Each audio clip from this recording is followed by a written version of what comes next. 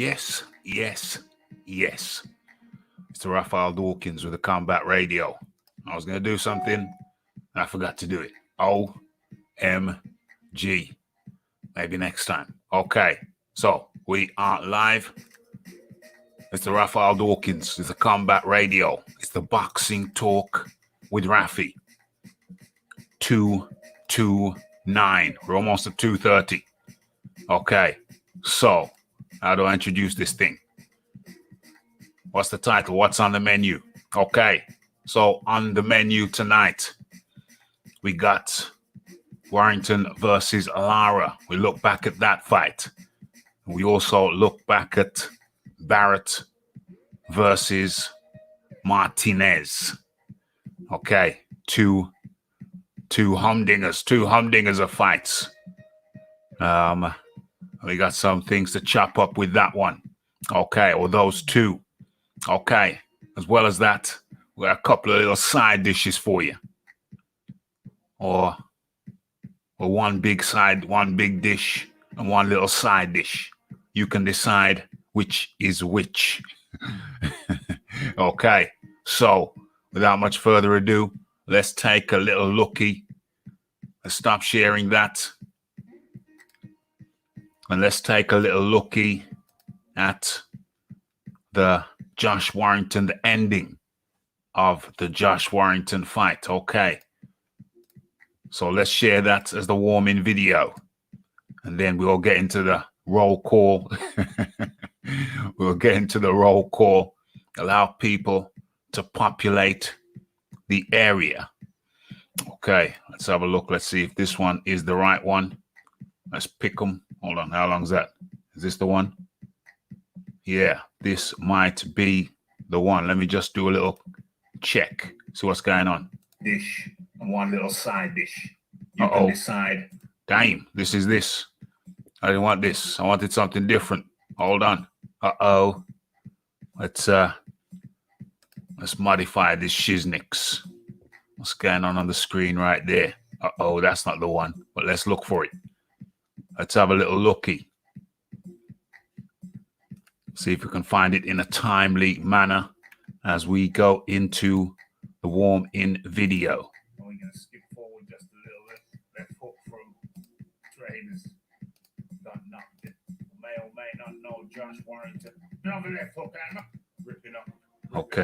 Okay, here's the warm-in video. Just give you a couple of minutes of this. And it was the ending of Josh Warrington versus Lara. So let's see if we can get this in order. Share that. Okay, I think that's it. Boom, boom, boom. Let's have a look. See if it's coming up on the screen. Okay, let's make that a little bigger. Okay.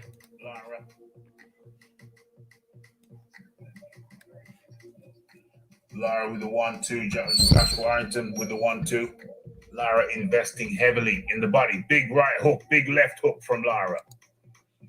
Left hook again, and another left hook, and another left hook, and another left hook. Oh my God, and it's a KO.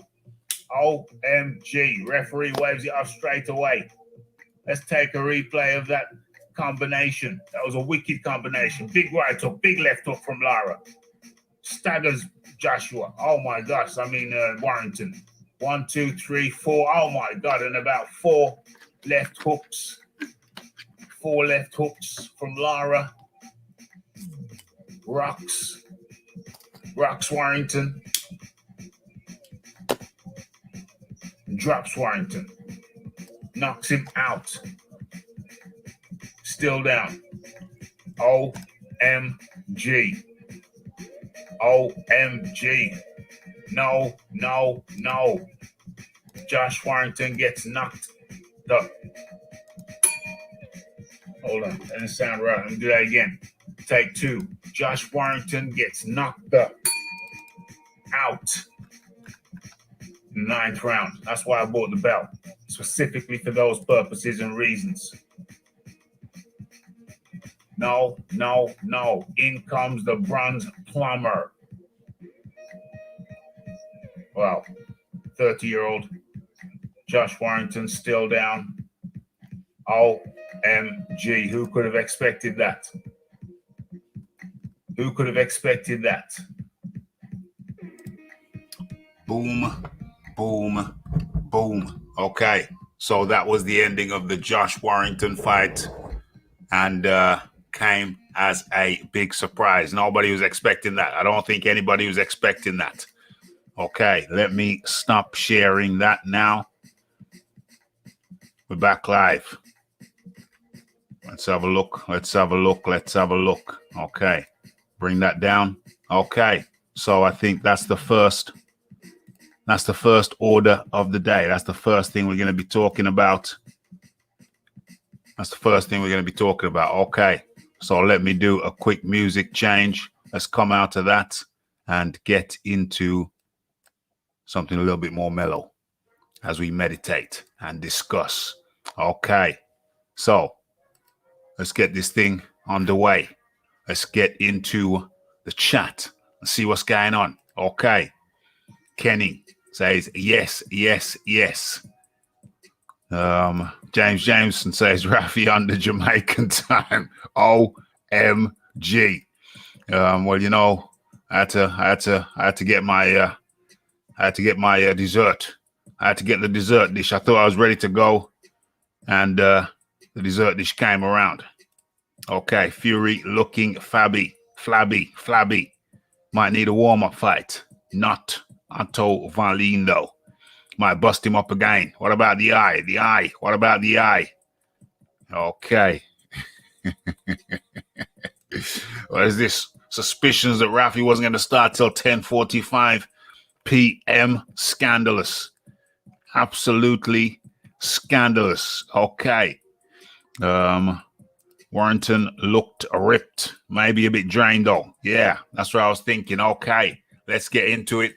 Let's get into that topic. Okay, so my analysis of Warrington versus Lara. Okay, well, I've done the video. Well, I'll just do a little brief recap of what I saw. Okay, so Warrington didn't look right from the start to me. Hold on a second. Let me just drop the link into the chat. Boom, boom, boom. Okay, so in comes the Philip Carl Roberts with a surprised expression. It's Monday, Philip. It's Monday. It's Raphael Dawkins Boxing Talk with Rafi Day. Okay, so yeah, Warrington looked flat to me. Looked flat. Warrington normally comes out very aggressively. Comes out with a buzzsaw style, ripping shots. Yeah, very, very aggressive. Very, very fast starter. But the difference with this was that he seemed as if he was going for a more technical approach. Now, was that the game plan to go for a more technical approach? I found it very strange. Found it very strange indeed. Why go technical all of a sudden? What the hell? What the hell? Another factor to bear in mind was that there was no crowd. So Warrington, of course, as we know, very popular up north of England in the Leeds area. And he was, I wonder, he normally gets great success. He normally gets great support. And yeah, it's like walking into a cauldron when you're fighting against Warrington up in Leeds. Obviously, and of course, this was a COVID fight. So it was no crowd. It was crowd free. And you wonder whether that was another factor as well, without the crowd to boost him up. But regardless, Lara, the Mexican, came all the way from Mexico. There was no crowd for him either. There was no crowd for him either.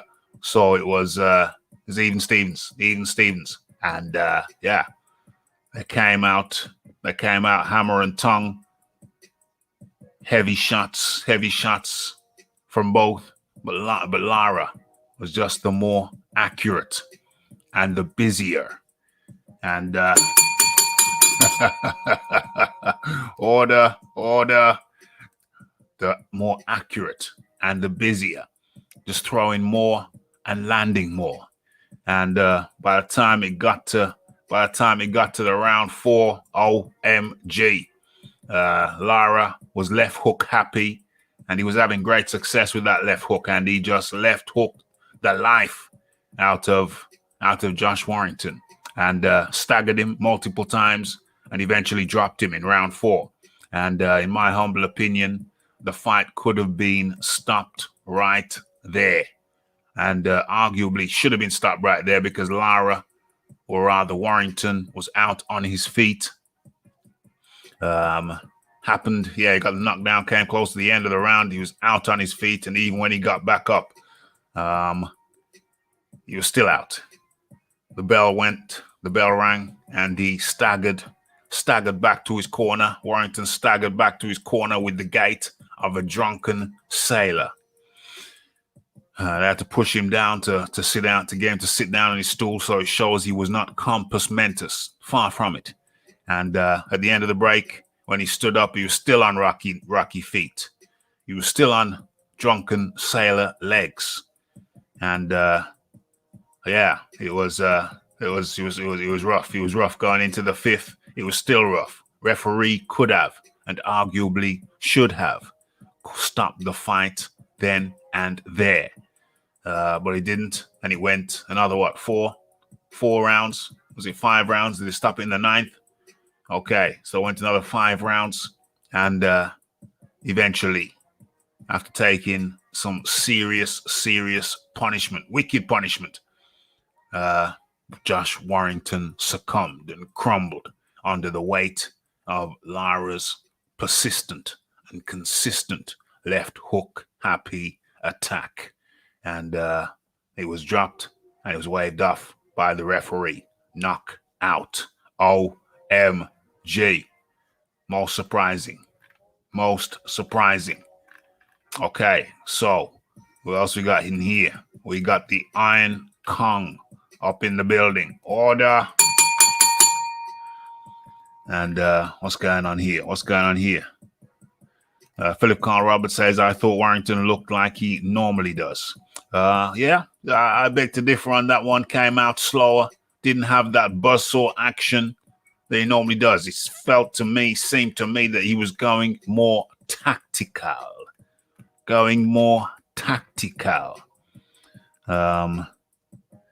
I thought Warrington was gifted a win versus Galahad, and I detest Galahad. Well, the reason why I didn't score that fight to Galahad, even though there's a good and a strong argument why it could have been and should have been arguably scored to Galahad, was because, to me, he was doing more wrestling than boxing. Now, I know originally back in the Dizai, boxing had an element of wrestling included, grappling and throws, almost a bit judo-esque. But yeah, to me, I wanted to watch a boxing match, and Galahad turned it into a wrestling match. So I didn't like that. So I deducted some points for turning into wrestling and gave it to Warrington. But yes, it was a closely contested match, and many people feel that Galahad should have been awarded the nod. Lara nailing those hooks wickedly. And we have the Tanaris Robinson from Meriden, Mississippi, down south, deep down south. You know, you got that southern cooking going on down there. Yes. Good to have Tanaris Robinson back up in the building. Link is in the chat. Where else are we? Yeah, link is in the chat, Tanaris. You know, there's lots of things to talk about since you've been away, my friend. So the link is in the chat for everybody. Okay. Timing on that hook was impeccable. I was surprised that the ref did not drag him back to the corner with the state on him. He was out of it. He was out. Ref should have stopped it in the 4th, most definitely, in my humble opinion. Okay, so where we are. Certainly looked drained. He looked drained to me. One of the commentators said Warrington wasn't using puncher's gloves. That's interesting. I'm not a boxer, so I don't know the difference. This was well before Warrington got hurt. That's interesting. I wonder why.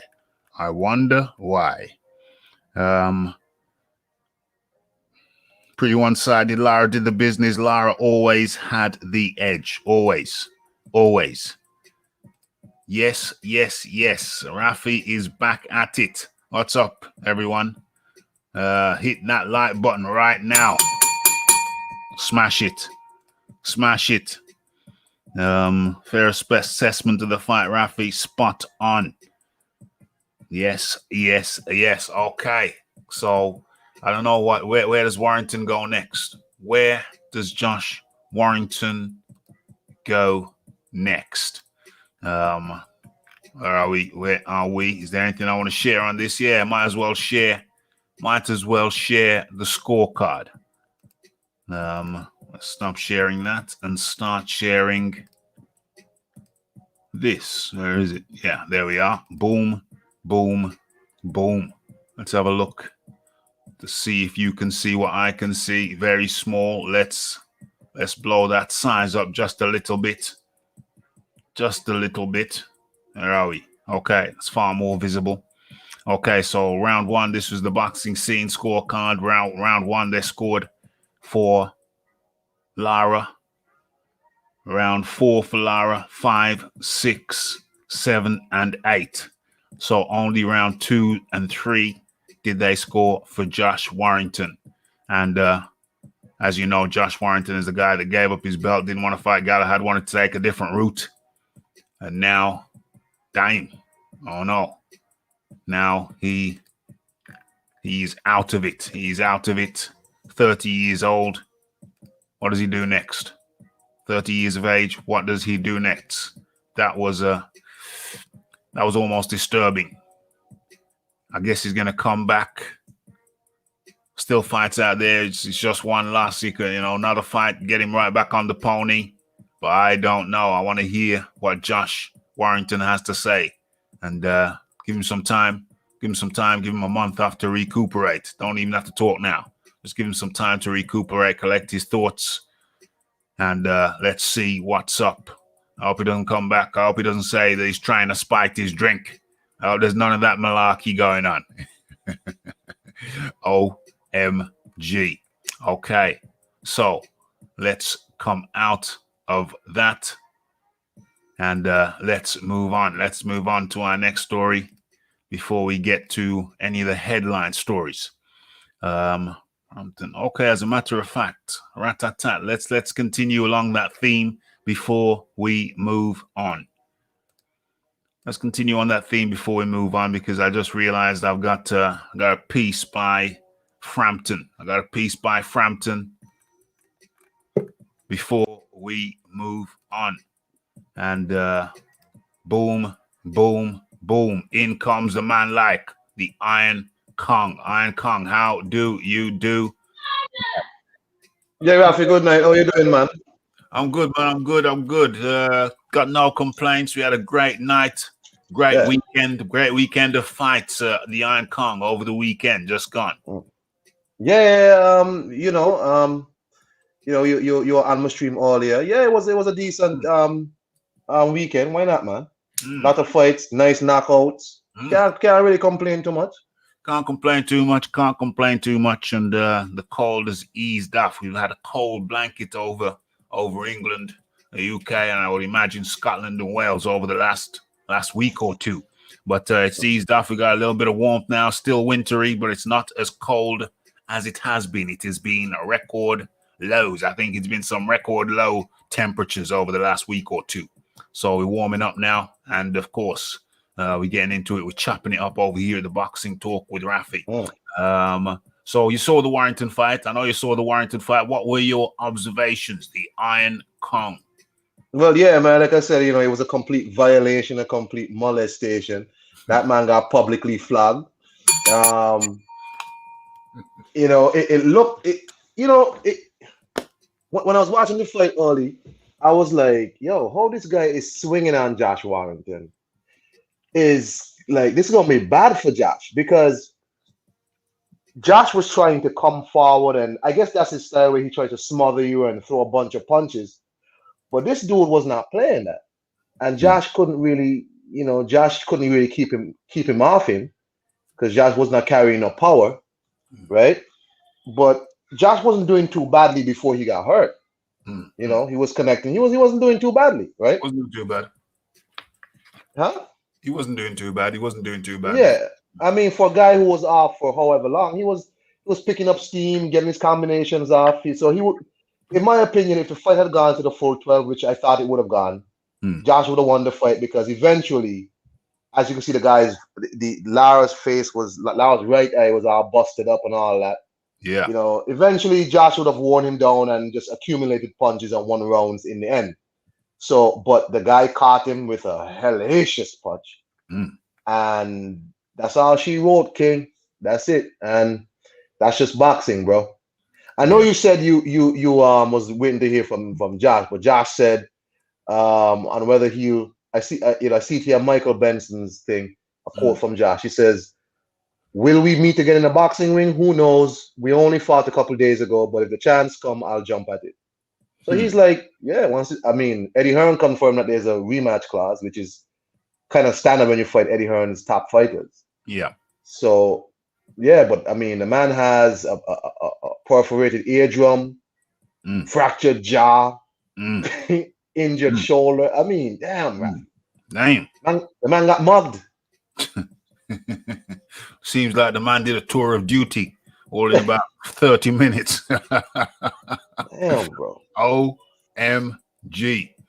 See, even Santos in the chat says Josh fought the wrong fight, which is right. This dude, that's the only way he could beat Josh Warrington, by getting in there, being in the pocket, and throwing punches. No, you stay away from his power. That's what I think. That's what got Anthony Joshua knocked out in Madison Square Garden.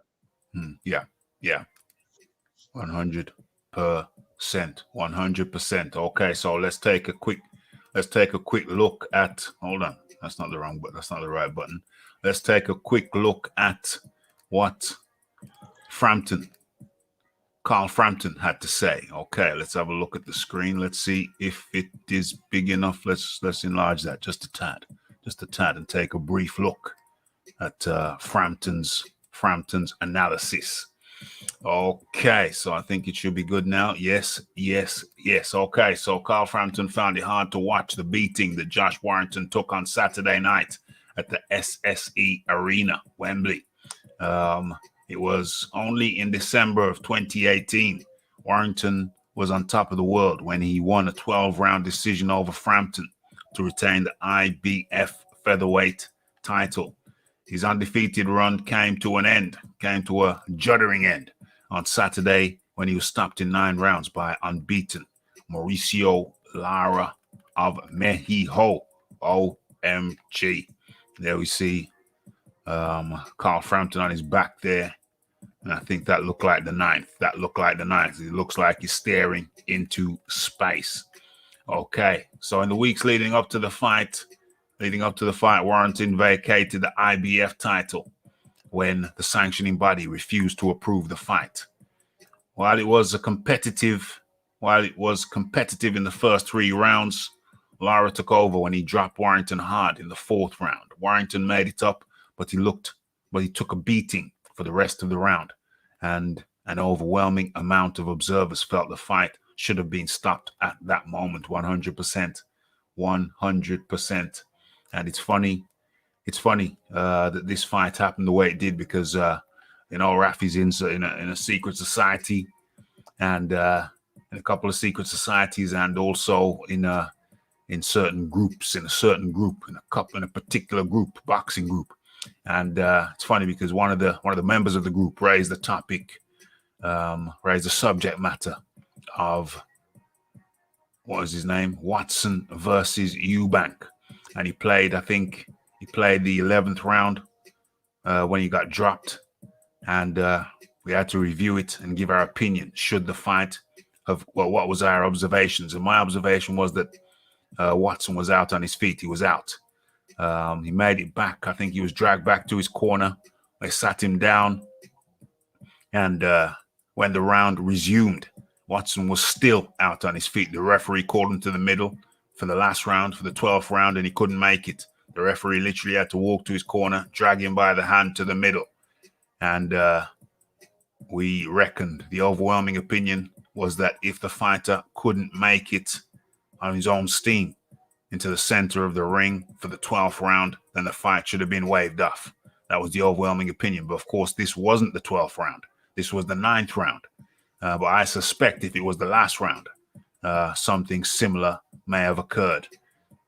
Josh Warrington simply seemed out on his feet, and in my humble opinion, that fight should have been called off at the end of the 4th round. Absolutement.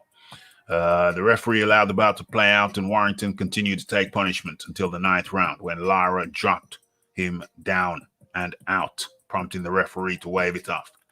It was revealed afterwards that Warrington suffered a fractured jaw and busted eardrum. Frampton, like many others, felt someone should have stopped the fight in the 4th. I thought he took a lot of punishment. And when he stood up to come out for the 5th round, he did not look right. In my humble opinion, he should have been pulled out at the end of the 4th, before the 5th started. Fights like that, when they are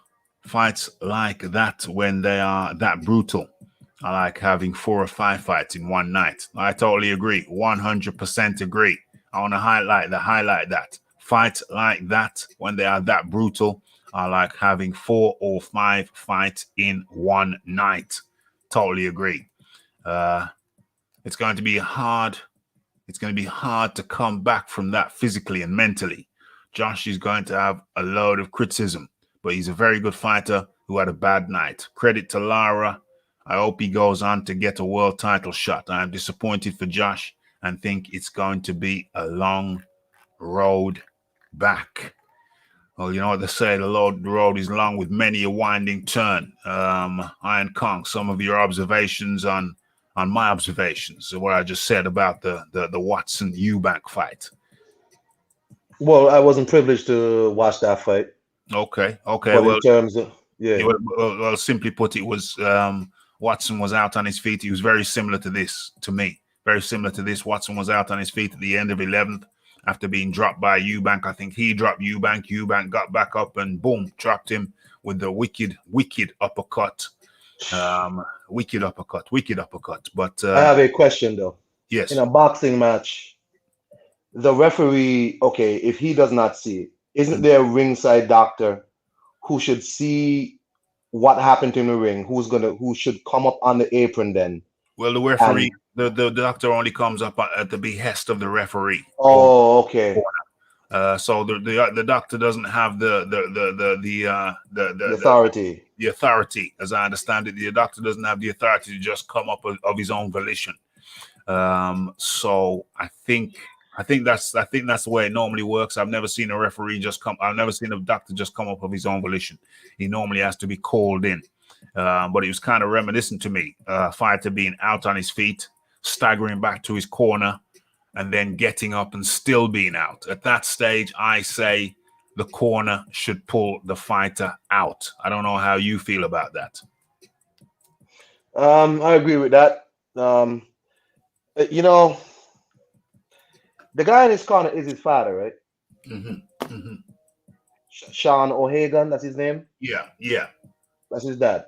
Yeah. No, the issue would be, is he thinking like a father or as a trainer who still thinks his charge could pull it out? Because even when he was hurt, I was watching the fight, and even though he was fighting on autopilot, Josh was still doing okay. But you could still see that he's not really all there. Like when he was backing up, he's not all there. It's not like he's backing up solidly. Mm-hmm. He was kind of backing up and his legs were buckling in a way. You know what I mean? It was, it's just, man, I mean, in that situation, who do you blame? Do you blame the ref or the corner for not throwing in the towel? In the first instance, I think the ref, I look at the ref, I understand the ref's trying to give him a chance. But then when his corner see at the end of the round, at the end of the break, when he gets up for the 5th round, that he's still out of it, that's when you need a Mark Breland in your camp. Yeah. That's when you need a Mark Breland in your camp. You need a Mark Breland to do the right thing. Unfortunately, they didn't have a Mark Breland in there, and like Frampton says, which I totally agree with, when you're fighting after you've taken such a beating and you're essentially out of it. You're fighting on autopilot. It's effectively like having 4 or 5 fights in one night.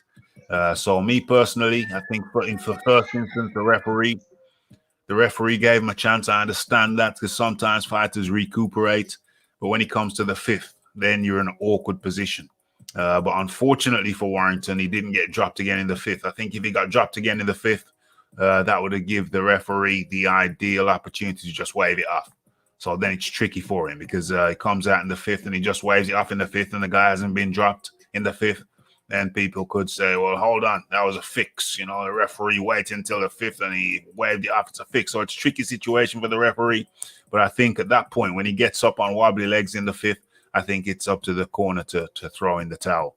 I think that's when you need a Mark Breland in your life.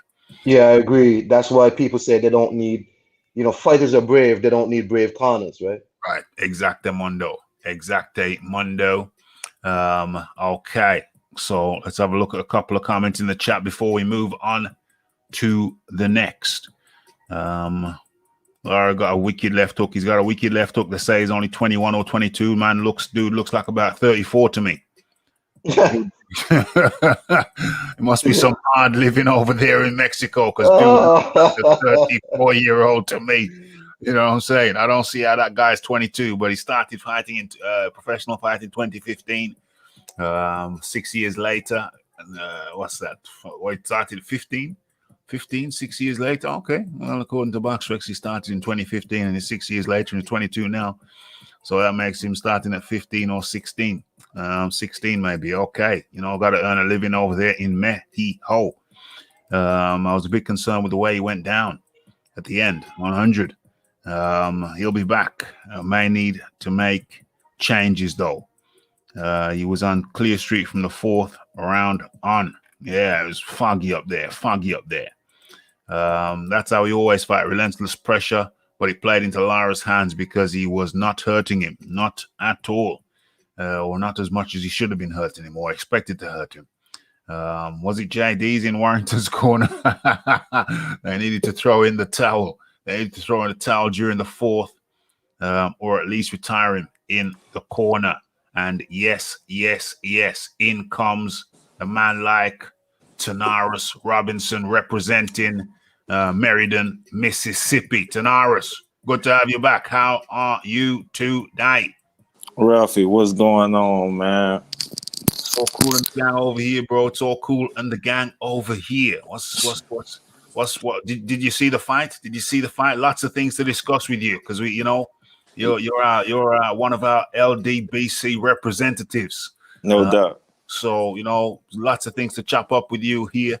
Did you see the Warrington fight?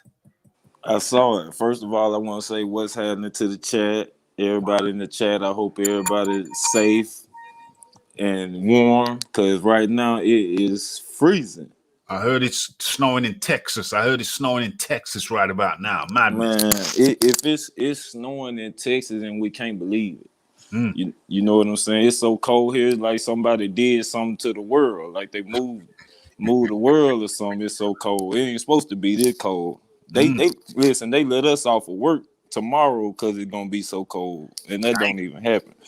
Dang, that's crazy. But as far as the fight go, I watched the fight. Now, from my understanding, the Josh Warrington dude is supposed to be the best fighter in the UK. Certainly not. Certainly not. I don't know where you got that from, but somebody's trying to spread misinformation. Josh Warrington. Well, is he elite? He's he elite? He was the IBF featherweight champion until he relinquished that recently. And did he relinquish it because he lost his belt on the scale? No, he relinquished it because he wanted to take a different direction. He didn't want to fight Galahad, Kid Galahad again. He fought Kid Galahad previously, beat him. Controversial decision. Some thought Kid Galahad won, but they let him go. He wanted to go a different direction. The IBF said no, and so he relinquished it. Okay, so that's what happened. Okay, yeah. So as far as the fight goes, I heard you say that the fight maybe should have been stopped in the 4th round. I believe so. End of the fourth round. End of the fourth round. And I'm gonna tell you why I disagree. Okay. Because he was, before he relinquished the title, he was the champ, right? So really he was recognized as a champion still. Yeah. Somewhat. Okay. And you always have to give a champ the benefit of the doubt, especially if he's a warrior like Josh Warrington was. And I gotta give him that because I don't see that a lot coming from the UK fighters, the heart that he had. Uh-oh. Carry on. And for him to, keep fighting, even though he was getting punished, even though he couldn't, for some reason, he couldn't block the left hook. It was like, Mm. it was like the dude, it was like the dude, Laurel. It was like he was telegraphing it. Like you could see him about to throw it. Like, okay, whatever you stick out here, I'm about to throw that left hook that you ain't gonna see. Yeah. And it just kept going. It seemed like his corner man didn't tell him to keep his hands up or something. Like when he was supposed to grab, he couldn't grab. That's when I feel like they supposed to stop the fight. When you can't grab and you supposed to hold on and you're not doing it, they need to stop the fight. Now, what round was that? The 9th or the 8th round where he was stumbling to the corner? He stumbled into the corner. That was the fourth. I think that was the fourth. Or Okay. maybe it was later on. Yeah. Lord have mercy. So he was just getting punished the whole night. But Punished. I don't think there should be a rematch. I'm really against that rematch clause because I feel like it holds other fighters and sometimes the fighter that just won. It stops them from maximizing their potential. Yeah. And that's just where I'm at with that. I think it was a good fight, but I don't think it should be a rematch. I think the same thing will happen. Oh, this is what I want to tell you though. Now, if there is a rematch, Ralphie, Mm-hmm. he can't. The Josh Warrington dude can't do what Anthony Joshua did. Go in there and just try to get a win Why not? because that ain't how he lost. Yeah. He lost getting his ass beat. So when he go back in there, he need to beat the other dude ass. That's the only way it's gonna be justifiable. I can't see you going in there and getting beat the way you did, and then in the next fight just go in there just to get a win. You ain't gonna hurt the other dude. You ain't gonna put him down like he put you down. You're not gonna have him staggering to the corner like he had you staggering. You just want to go in there and get a win. That's not gonna be acceptable. Not over here in the United States anyway. Not over here where I'm from anyway. You can't come and beat me and then I just come and tap on you and proclaim a win. That don't go like that. Well, Joshua did it. Joshua did that. That's what I'm saying. Your boy can't do what Joshua did. Joshua got off because he wasn't supposed to get away with that. He got away with that. And I don't think that was right. I don't think that's how it should have went. I don't think it was justified. The way Anthony Ruiz beat Joshua didn't beat Ruiz like that. Yeah. That's all I'm saying. When you got the win, okay, it go on your box, Rick. Good for you. Yeah. You in the green. But us boxing fans know you really just skated with a win. Well, to skate with the win, he had to show technical prowess in order to do that. He had to show. But see, I got you. He had to show all round boxing I skill. got you. He had to show footwork. He had to show an educated jab. He had to show an educated hook. So what Joshua had to do what he did was show boxing skills. I got you, but we in the I got you, but we in the day and age where you got to show me some boxing skills as well as knockout power. I want to see knockouts. We want to see knockouts. Please, with all due respect, please show us your boxing skills. We love to see boxing skills, but we also love to see knockout. Well, do you think Do you think, jump in anytime you're ready, Ankang, do you think, are you familiar over there in the USA? Are you familiar with the expression, the term? There's a time and a And place place for for everything. everything. Are you No familiar with doubt. that? You're familiar with that, yeah? No Okay. doubt. There's a So, time and place for everything. so I put it to you that there was a time and a place for Joshua to show his boxing skills. I'm Keep so sick of Anthony Joshua. carry on. I'm so sick of Anthony Joshua name. I am so sick of that name right there. And this is why I like Tanaris Robinson, because he don't mess around. He comes and he speaks from the heart. You know And what I'm saying? let me tell you, I'm at first we loved Joshua. Yeah. At Tell me first, about it. at first we loved Anthony Joshua, Mm. but he's being protected, man. And it's like this. Hold on, let me say this too, Ralph. Carry on. Let me say this, Ralph. Yeah. Why do he just want to fight Fury all of a sudden? OMG. Well, it's not all of a sudden. It is. It No, is. no. Hold on. Let me give you the chronology. Let me give you a brief chronology of Tyson Fury's comeback. A brief chronology when Tyson Fury decided that he wanted to come back after he got his drug ban, 2-year drug ban. When he decided to come back, he went with I'm going to mute your mic there because I can hear some clicking, Tanaris. Okay, so he went by Eddie Hearn. Stopped off at Matchroom, had a meeting arranged with them so they could talk. And Eddie Hearn came up with a plan. I think it was a 3-fight plan. The first fight was going to be a mediocre fight. The second fight was going to be against Dillian White. And if he got through that, the fourth fight was going to be with Anthony Joshua. But what's his name? Fury didn't like that plan. He wanted a bunch. He wanted a bunch of weaker fights before he started moving up. So he declined Eddie Hearn's proposition. So Joshua's been on offer to Tyson Fury for a matter of years. All right, this the thing. This why okay, I get what you're saying. Yeah. This the thing, man. The dude said he wasn't coming to the United States. Why?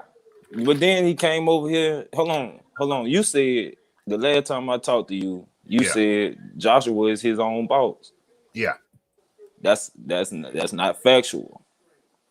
And I'm gonna tell you why he's not his own boss, Ralphie, because I go back and I watch videos. I do my research. Okay.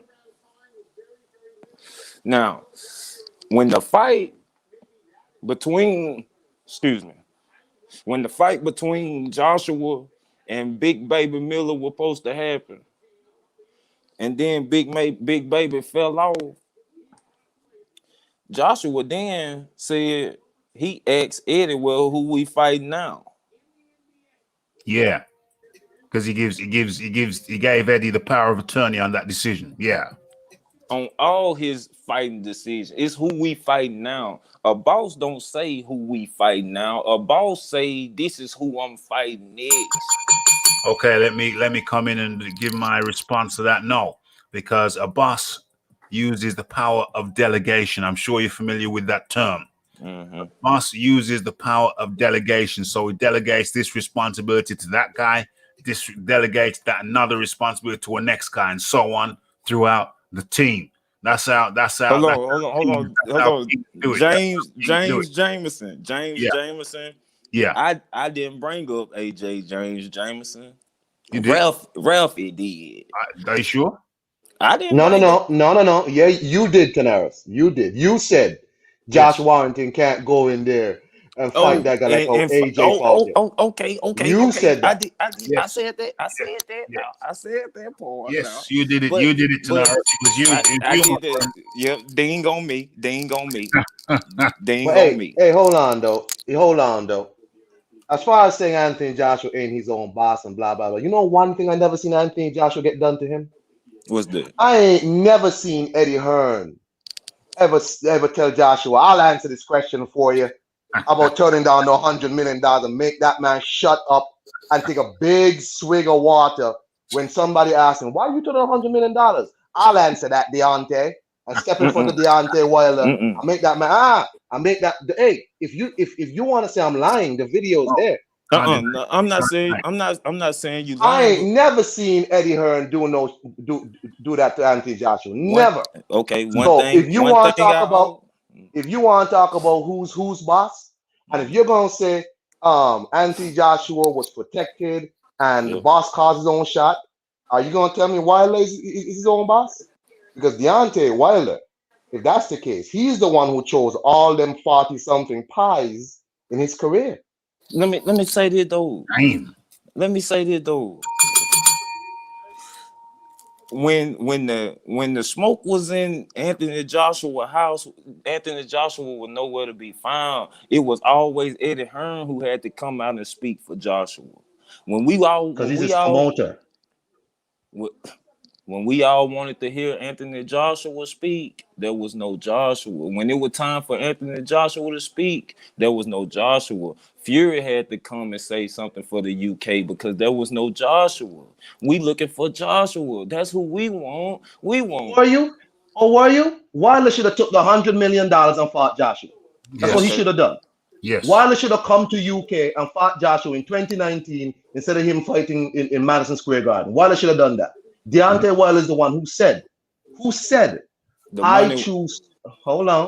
I choose Tyson Fury over Anthony Joshua. When he was asked after the first Tyson Fury fight, he was asked, well, okay, the fight's out the way. Joshua has Wembley. Are you going to fight Joshua next year? Wilder says, nah, I still choose Tyson Fury.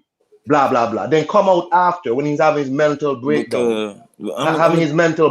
Talking about, oh, Tyson, you should have given me that third fight because I turned down more money from Anthony Joshua to fight you. I'm like, listen to this idiot. Listen to this idiot. But turn down undisputed and more money. Come on, man. Yeah, I want to hear that. Hey, my man, what's your name, my man? Kong. All right, Kong. I feel your side of the argument. I feel you. I think this is where we all come together. You feel what I'm saying? There are only two fights that need to be made in the heavyweight division. And that is Anthony Joshua versus Wilder or Tyson Fury versus Wilder. We all know that. Where the hell is the Anthony Joshua versus Tyson Fury? What the hell are you talking about? Where the hell in that equation is Anthony Joshua versus Tyson Fury, the unified champ versus the WBC champ? Where the hell is that? That's not the fight, sir. The unified champion. Unified champion versus the WBC champion. I know sounds crazy. You're saying that's not the fight. I know it sounds. Explain that to me. I know it sounds crazy, but that's not the fight. The fight. How the hell is that not the fight? Please. Because Deontay illuminate the matter. Because Deontay Wilder is not involved. What belt does Deontay Wilder currently hold, my friend? The People's Champion. That's right. You cannot be serious. You cannot be serious. Y'all was saying that the lineal title was something. Who's y'all? That man ain't no lineal champion. I'm saying that when Fury was just the lineal champion with no belt, he was never the lineal champion. Never. Not to me. You the first person. Y'all the first to UK. You know when he started saying that. When they tried to market the Deontay Wilder fight, all of a sudden Tyson Fury became the lineal champ before the. Hold on, the lineal champ before the. When did Tyson Fury call himself lineal before that? Never. When they started talking about they want to fight Wilder, it was the lineal champ versus the WBC champ. That means what are you talking about? What that? There ain't no lineal champ. See, people over here love belts. See, and they had to come up with him something. Yeah, that's right. That's right. But he ain't no lineal champ. He ain't no lineal champ. Now, hold on. Okay, we agree. See, let me tell you, man. Over here, Deontay Wilder was well known before y'all knew him. You know what I'm saying? I disagree with that. hold on. Let me go into it with you though. When Bermain Stavern was fighting Chris Arreola for the heavyweight championship, the Bermain Stavern beat Chris Arreola, and then see, hold on, let me tell you this too though. Bermain Stavern was really liked over here. Like he was rated as a top fighter, a top heavyweight over here. Now y'all might not have rated him, but we did. He was the And first top 10. He was the first top 10 fighter that Deontay Wilder fought. okay, now when they fought, first of all, let me go back into it with you. Don King. That was like something in his 30th fight, something of that nature. 30th fight. Okay, Don King didn't want to fight Deontay Wilder. Don King wanted Bermain Stavern to fight somebody else, but Mauricio Suleiman daddy, before he died, had promised Deontay Wilder the title fight, the title shot in his next shot. So he had to fight him. Bermain didn't want to fight him. Okay. But then at the press conference, everybody was saying that Deontay Wilder wasn't ready. You know what I'm saying? That's when Don King was saying, look, if my man come out here and knock him out, don't y'all say he wasn't ready and this and that and that and this. Deontay Wilder was the underdog in that fight. Deontay beat Bermain, and that's where everybody come. That's where Deontay Wilder bandwagon started. Bandwagon. That man couldn't sell out Alabama. Mm-mm. Bandwagon. See, hold on. He couldn't. That's true. He couldn't. Listen, man. Hold on. Let me tell you this. You say he couldn't sell out Alabama, but it is hard down here in the South. Where we from, Alabama, Mississippi, Georgia, come down to Louisiana. It's hard down here. You feel what I'm saying? They boxed that man all over America. He ain't never sold out nowhere. I can't say it's hard to sell out now though. Everybody ain't selling out. Come on, bro. If this man had this big, you say he was so well known. He had a bandwagon. He's this knockout puncher. The man ain't never sold. No, he never. Before Tyson Fury came to America, the man never even been on pay-per-view. Hold on, What's his bandwagon? Hey, Ralphie, give me the ding, ding, ding when I say this. Go ahead. Let me hear. Was Floyd Mayweather not the main thing in boxing for the last 20 years, 15 years? Like, come on, man. You can't put Wilder over Floyd Mayweather when you still got to think about it. You got all these fighters. We're not talking about putting Wilder over Floyd Mayweather. We're just talking about Wilder making an impact, a worldwide impact. He didn't make no worldwide impact. He had the belt. He was over there in Alabama. But that's all cool in the gang, but he did not make any worldwide. He did not make any worldwide impact. And I think the problem is that Anthony Joshua came along and he started doing what Wilder refused to do. No, I'm gonna tell you. Wilder refused. No, I'm gonna let you talk for a long time. Now I gotta come back with something. Come on with it. And Wilder, Joshua, the hate for Joshua, the Joshua hate from America, from Black America, stems from Black Americans who watched Joshua do what Deontay Wilder refused to do, and that's risk himself, put himself out there, take risks, and start to collect belts, unify. Deontay Wilder was a champion for 5 years and never unified once. Shameful. So Anthony Joshua came along and started doing what Deontay Wilder didn't do, started to unify, and a certain section of the boxing populace over there in America, the LDBC, started to hate. That's what started the hate of Anthony Joshua, the golden boy, the golden black man, doing what your American champion would not risk doing. Back to you, Tanaris Robinson. I wish I could play the video of Barry Hearn when he was sitting out on the dock of the bay, like he was fishing, just having a great day, and they started talking about Deontay Wilder and Anthony Joshua fighting, and he said, "Why would I do a favor for Shelly? Shelly wouldn't do the favor for me." Like, Um, ooh, like when I but tell you, it gets so real to the point where it's like it beyond Wilder and Joshua. It's like, why would I risk my golden goose? okay. Hey, Rafi, this is the problem. Whenever you bring up Wilder, right? It's Mhm. always some big conspiracy, always some huge external. What does Barry Hearn have to do? Listen, Shelly Finkel is not a well-liked man in boxing. You even Mm, heard another that's a man who's not problem. well-liked. That's a Shelly problem, Finkel ain't is it? not well-liked. People don't like Shelly Finkel. But anyway, That's even a Bob problem. Arum, who people also don't like, said, "I don't like Shelly." You know what I'm saying? That's a But problem then. Barry Hearn got nothing to do with none of that. Mm. I'm saying to you, that man Deontay Wilder ain't had no big following in America. Okay? They didn't like Anthony. Matter of fact, Anthony Joshua was being offered a contract by Showtime, not Deontay Wilder. He was fighting on Showtime. So why is it that if this man had this big bandwagon, the No, I UK ain't fighter, saying that it was just a. I'm saying we all jumped on him when he beat Bermain because Stavern. I know, because I was a Wilder fan, and Black Americans used to be telling me that people used to be arguing with me like this dude, this. I was like, the man is a good fighter. When he was fighting Bermain Stivern, that first fight, I was telling people this man got potential. You know what I'm saying? I stopped really supporting Wilder because I was like, yo, you ain't doing the things that I think you're supposed to do. You win a Hold on, championship, hold, you hold start up, unifying. hold up. Why Yeah. did Ralphie? Yo, Why your UK fighters always I'm not, losing when they come over here and fight an American? Why well, they?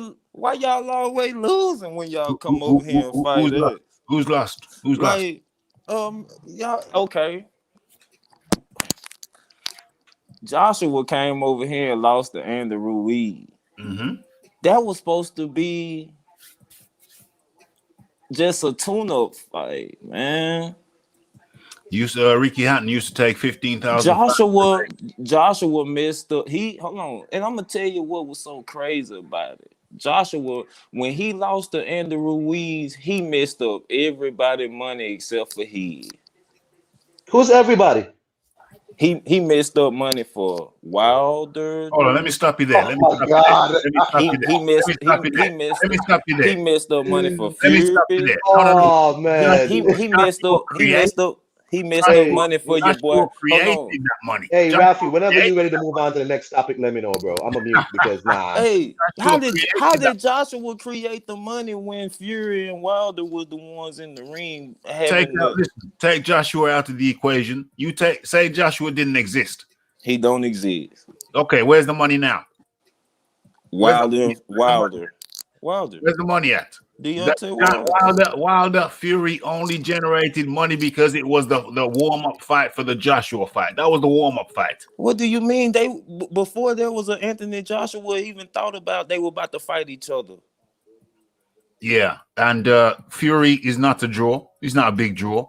He Wilder they was is the heavyweight well, draw though. At the time, yeah. they was He's the not heavyweight a, draw. Fury is not a big draw, my friend. He's not a big draw. I'm telling you, Not that's a, all the heavyweight division had though, with right, okay. Fury and Wilder. Yeah, Fury and Wilder. Fury fought Klitschko. Wilder wouldn't. Fury is not a Oh big man, draw. This money, this 100 million apiece would not exist. It does not exist for Wilder and Fury. what do 100, you mean, 100 million apiece does not exist for Fury and Wilder. It don't exist. Joshua fight on the zone? That's an app that we don't even have. You do have it. You do have it. We have it, but we don't have it. Like to get it, you gotta go. It's like you gotta go buy an app on your phone or something to watch it. Yeah, Like very simple process. It's a very simple. I've got it. I've got it over here. I got what I've got you're it over saying. here. We I got it watched over we here. watched we watched the zone. We watched the zone on YouTube. You watch the zone on YouTube. Okay, well that's fine. That's fine. But you still that still doesn't address the point that the Oh, judge it's is the about money man. it's about pay-per-view over here, and that's what Wilder be trying to tell you. You Yeah, feel that's what I'm what saying? pay-per-view over there, but without but you know, Joshua Fury, because That's of what Joshua, is $200 million fight. It's a $200 million fight. it's a That $200 million fight with Wilder on no, it pay-per-view. isn't, because Man, that's get already out of here. happened. And we saw that they walked Because away with listen, hold like 30 on, apiece. okay, hold on, Yeah. Cone, come back, please, Cone, because I got a question for you. Go ahead, boss. Talk to me. When Joshua, and this for both of y'all, when Yeah. Joshua and Fury fight each other, where are they gonna fight? Whoever wants to pay for it. Why aren't they gonna fight in the UK where Joshua was demanding that Wilder come? COVID. COVID is gonna stop y'all from seeing y'all greatest fight. Hold on, y'all are UK people, right? Don't Yeah. y'all want to see y'all UK I'm not from people? the UK. I'm not from the UK. Where you from? I'm from the Caribbean. St. Kitts. Okay, my bad, bro. So Yeah. listen, economics in this climate, economics rules everything. Economics will dictate where the fight takes place. But Okay, if it goes over to Saudi again, then you know that's what what? I'm It's all cool saying. in the gang. It's all cool in the gang. You know why? Why Because it's cool in the game? the what do you call it? The time zone is good for us. We actually get that fight a little bit earlier in the day than we would ordinarily get it. So if it goes over to Saudi, then yeah. In the COVID it's understandable, but we You, still get to see the fight at a good time. Ralphie, I don't mean to just be on Wilder's side like that, but you just gotta understand that the money factor of what they could make if they was to fight in the UK opposed to what they could make if they was to fight in the United States or Saudi Arabia. You know what I'm saying? You repeat that? Like Wilder on pay-per-view opposed to Wilder on the zone makes much more money. Okay. So Wilder on this. What? No. Don't be ridiculous. Don't be ridiculous. Wilder was Fury fought Wilder, and they reputedly got somewhere like 28 million a piece, and that was on PPV. He's now fighting on the. That's good money. He's now getting 100 milli. He's getting 100 milli now against Joshua. So he is the money man. And James Jameson, I forgot to ask his question. How many Americans have heavyweight belts? We run boxing. And see, that's what I just that right there. Well, You know what? Who's got a belt over there? Who's got a belt over there? It's a serious question. That's a serious question. Trevor Bryant. Nobody. Nobody. Trevor Bryant. Nobody. Trevor Bryant's got a belt. Hold on. Nobody. If you're not gonna count Trevor Bryant's belt, you're not gonna count the same equivalent belt that a lot of these PBC dudes got. Rolly Romero. What belt does he have? That's the same WBA regular belt. No, regular doesn't count. Okay, there you go. My man. I agree with you. Go ahead. Okay, there we go. Because Trevor Bryant says he's the only American heavyweight champion. So there you go. I agree with you. Boom. I win, so you win. 14-1 on Warrington KO. Good on the Warrington KO, a fine ending to Saturday night after the hilarious 3-1 Vardy party. What's the 3-1 Vardy party? What's the 3-1 Vardy party? I don't get that. Could you clarify that for me? Anyway, the bronze plumber comes in and makes the chat litty along with James Jameson. 100% appreciation. 100% appreciation. So let's try and put a bow. On this. James Jameson. So Lloyd Hunnigan won over there. Fratch won over there. Joe Calzaghe kept on winning over there. Nigel Benn kept on winning over there. Ricky Hatton kept on winning over there.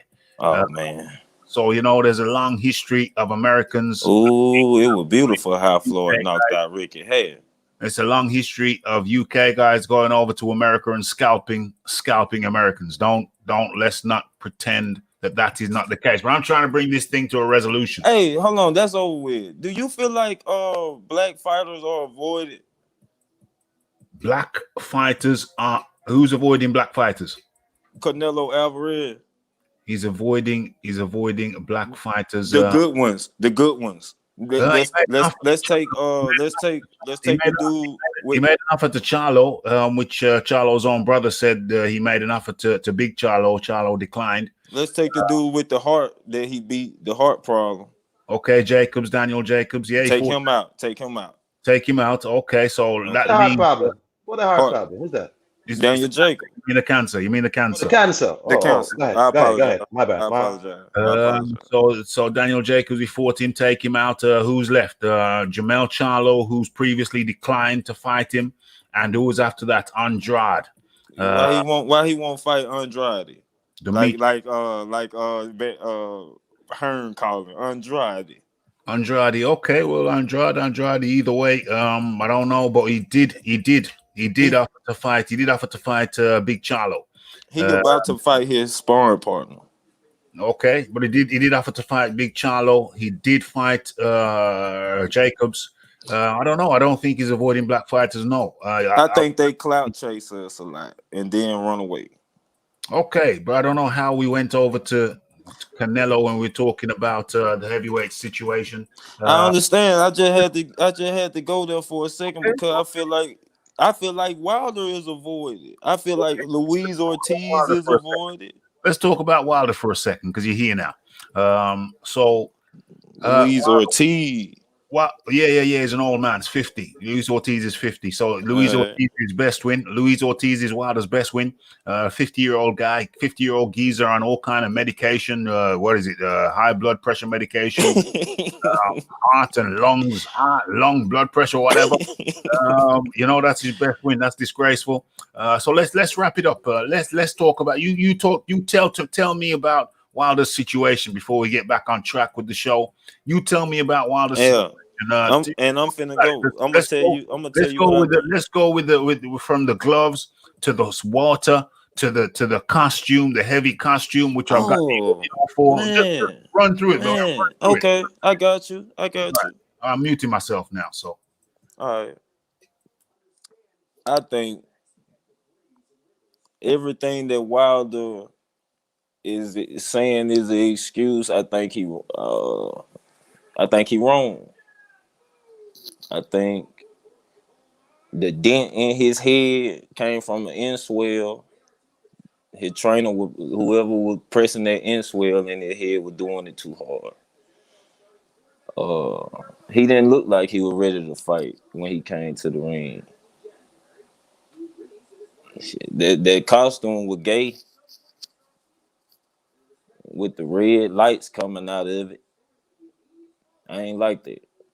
And then you said it was gay? Yeah. And then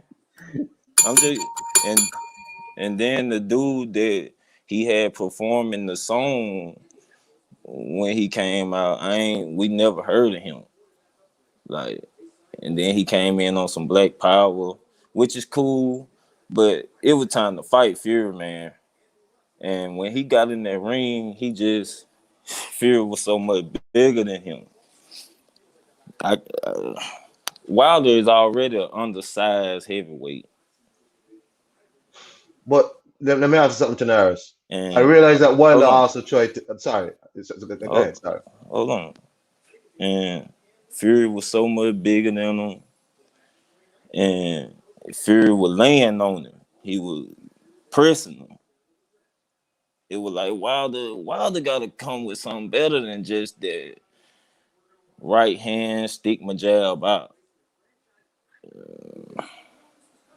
I mean, I like his defense. But in that second fight, it just seemed like Fury wanted it a lot more. I think Fury, that glove stuff, man, it's like you can't overlook it because it's there in your face. Like, you don't want to say, man, that man did something with his glove, but you can see that it's not looking normal. That's all I'm gonna say about that. And while the feelings hurt, that's why he want to fire people in the camp and just rearrange everything. Cause he was supposed to win that fight for us and get rid of all of that lineal champion talk. And you see how they don't even talk about that no more though. Ain't no more lineal champ, nothing. They don't seem to say nothing about it no more because it was like Because he ain't no lineal champ. right. You feel what I'm saying? So it was like let's say he the linear champ. So just to promote it, and I mean Wilder he was there to clean up the game. It seemed like to me that's one of the reasons why I like him. Cause I feel like if he would have won, it would have just been smoother. Now we can really see who undisputed. Him or Joshua. That's supposed to be him and Joshua. But he wasn't ready. He wasn't ready. And it's some, I don't know, did he not sign the paperwork or did he not look at the paperwork? Or I ain't trying to hear nothing about it. Now. If he signed all the paperwork and they supposed to fight again, Fury need to fight him again. Because he really owe him that fight. Or if I'm Wilder, if it were me, I'll let Fury and Joshua fight each other, and then the winner fight me. But now I'm gonna really be undisputed. That's how I'll let it rock. I'll let Fury and Joshua fight each other wherever in the UK, Saudi Arabia, at my house. I'll let them fight each other. Then it'll be a champion. They're gonna fight each other again, cause that's what Barry Hearn do. And then I'll fight the winner then.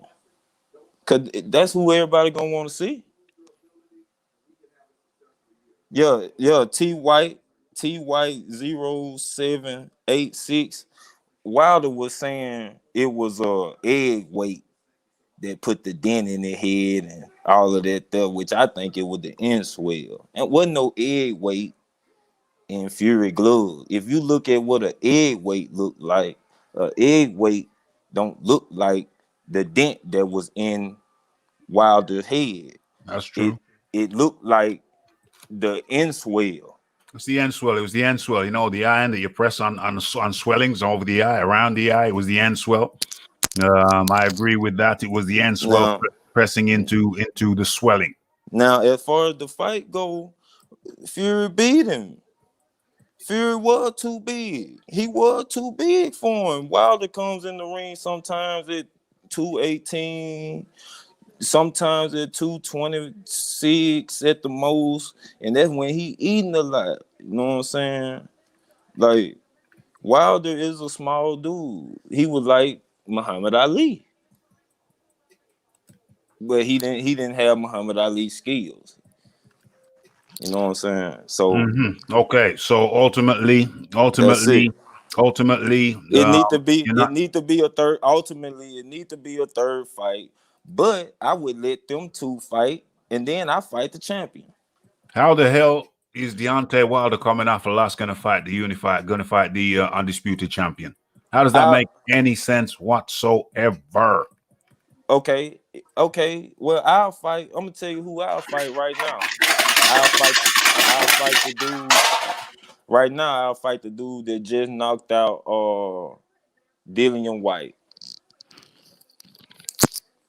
Alexander Povetkin. Povetkin's fighting White again. Deontay Wilder had ample opportunity to fight Povetkin. There was That's some. cool. I mean, that's There was cool. some. There was some That's issues. cool. There was some Povetkin was issues. on dope. There was some Povetkin issues was with drugged. Povetkin, some Right. Austrian and whatnot, and Deontay Right. Wilder never turned around and fought him again. That's Deontay okay. Wilder's put himself in a situation now where he's looking at fighting all the guys that he should have been fought. He should have been fought. He should have been Who fought. He is should have been fought White. He should have fought White. Should have been fought White. He should have fought Joshua. He should have fought Povetkin years ago. You And can say all this sugar now stuff. Deontay Wilder, we talking about right now the president. Deontay Wilder's turned his nose up. Deontay Wilder's turned his nose up at all those tough competitions 42 fights and fought if soft, Wilder never fought soft opposition again. Fought soft opposition, and now he's putting himself in a situation where he's got all the tough competitors that he should have fought years ago. Now he's got them in front of him. But here's the problem: the man is 35, or is he 36? 35 or 36 years old. The man's on the downside now. He's on the what do they call it? The what do they call it in golf? The downside. Whatever they call it. He's at the 11th hole or whatever. He's at the 11th hole. You know what I'm saying? Hey, I got one thing, Rafa, and then I'm gonna let you go. Okay. Rafa, you remember when Anthony Joshua was big like a bodybuilder? Yeah, I remember. You remember we was over here. See, that was Deontay Wilder gave up the game. He taught the man, like, bro, you too big. You got to get smaller. You punch it too slow. Like, he can't beat me. Check him out. Nah, they wouldn't fight him. You wouldn't fight him. The 100 walked away from 100 million. Walked away from 100 million. 120 million. Walked away. Deontay Wilder walked away. Deontay Wilder walked away from 100 million. That Joshua and fought Tyson Fury for less. That Joshua, that big Joshua that y'all the big Joshua. He was fooled. And Deontay Wilder still wouldn't fight him. Still scared to this day. Scared. That big Joshua was fooled though. Scared to look. Now look how he done came all the way down in his size and looking like Wilder. No, well, I don't know about that. But he came down and he's right to come down. Looking like Wilder look now. Looking like Wilder look. I don't know about that. He's still bigger than Wilder. Still bigger and heavier than Wilder. Naturally, he's a bigger man. Naturally, that's why what Wilder does is great. That's why I don't understand why y'all don't acknowledge that the man is getting out there at 214 pounds, knocking out these dudes at 250, 260, knocking out bums. Okay, that's the sad. Fury went down twice. Went down twice. He was good. That was good. He put him down good. And twice. Listen, Deontay Wilder is not without skills. You don't get to be an Olympic bronze medalist without having skills. But what's happened is Fury. Let's talk about Breland. Why didn't he learn from Breland? When he had the chance? He learned to a certain degree, certain extent. And he learned everything he could from Mark Breland. I guess that, and then their relationship went sour. I don't know about all of that, bro. That's them. Like, I feel like he should have let Floyd Mayweather train him when he asked for it. When Floyd Mayweather said I could train him to beat him, he should have let Floyd Mayweather did it. Well, why didn't he do that? And why didn't he let Floyd train him or George Foreman? Why not? Stubborn, hard-headed. That's it. That's why he hasn't progressed the way he should have progressed. You know what I mean? Like, because the man got the body like LeBron James.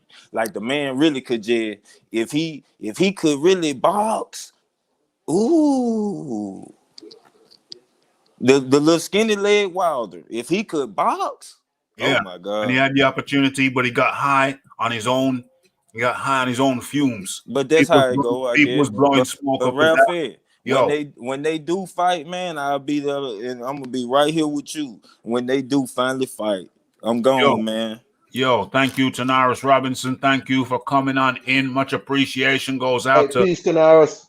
Yeah, much appreciation goes out to LDB's Tanaris Robinson. He ain't scared to come over here at the Raphael Dawkins Combat Radio and chop it up. So much appreciation goes out to LDBC's Tanaris. Okay, so James Jameson comes in. Much appreciation making the chat litty. 42 fights. If Wilder never fights again, what's his legacy? What the hell is his legacy? That's a great question. Enough for Hall of Fame? Hell to the no. His biggest win was against a 48-year-old Luis Ortiz, and then he went back and fought him again. Utterly ridiculous. I didn't think he'd won a round in that fight until he knocked out Luis Ortiz. And that's a sad sad indictment on Deontay Wilder's skill level. That he had to wait until he knocked out the dude before he won a round. That is utterly disgraceful and abysmal. What's going on here? What's going on here? Wilder is a small dude. No, I don't think so. 6'7", slender guy, but certainly not small. We're going through this before we switch up topics. Going to go through some of these comments. I think Wilder will lose before he gets another shot at the title. I do too. If he's not, I remember I was saying that the guy's retired. I've been saying that for a while, and then I was surprised when he popped out of the woodwork and started talking about he wants the trilogy. That was a surprise to me. Did he want the trilogy, or did he just wait out the contract till the contract expired and then come back because he wanted some more night? Did he want the trilogy, or did he just want some payoff money? Black Magic Genetics up in the building. The Red Glove Militant up in the building. Let me just drop a link in the chat in case I don't want to be rude. Okay. So where are we? Gem J with his new name up in the building. Where are we? This guy is obsessed with Wilder. Well, he's their king. You know, in fairness to the LDBC, Wilder is their king. He's their king. Bomb basher. Yeah, Wilder's been bashing a lot of bombs. AJ, really good weight for where he's at right now. All I know is AJ never complained that his suit was too heavy. Never did it. Never seen, never heard, never happened, never occurred. Okay. Floyd showed fake love to Wilder. It could very well have been fake. Let's have a look. Vinny Romanov. I would imagine that's the guy who dropped him in the amateurs. Yes. Stage 2 of grief, rage is coming. Wilder played them.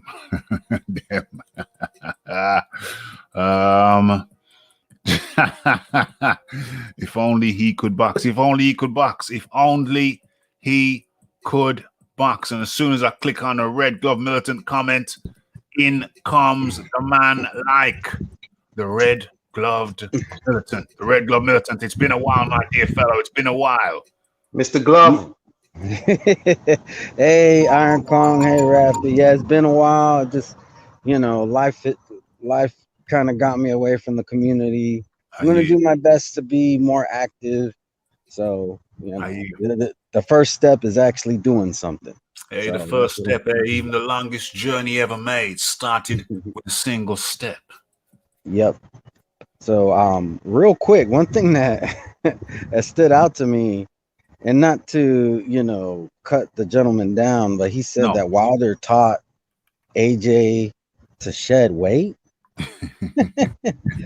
I would argue that Ruiz taught AJ that he needed to shed some of that muscle. There we go. A little bit more in line with what we know to be reality. Yeah, a little bit more in line with reality. Yeah, that's just my opinion. I mean, if he feels that it was Wilder who taught him that, then he's entitled to that opinion. But I think the best lessons are learned through trial and error.